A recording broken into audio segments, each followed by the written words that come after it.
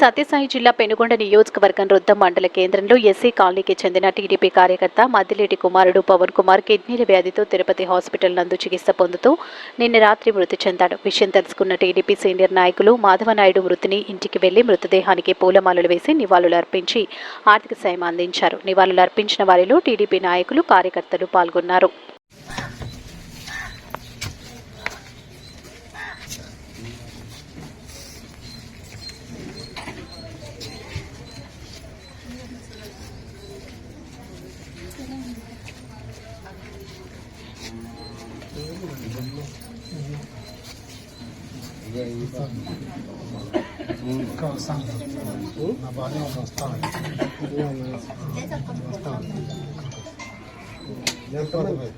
తిరుపతి అంటే ఇది పూర్తి నుంచే కదా అక్కడి నుంచి ఇంకా చెకప్ పూర అయిపోతున్నాయి.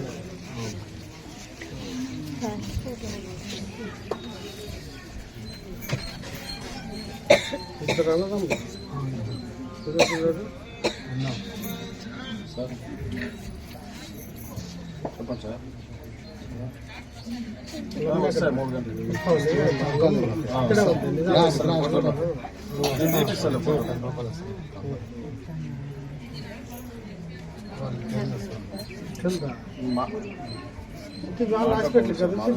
హాస్పిటల్కి అంటే హాస్పిటల్లో పోవాలి.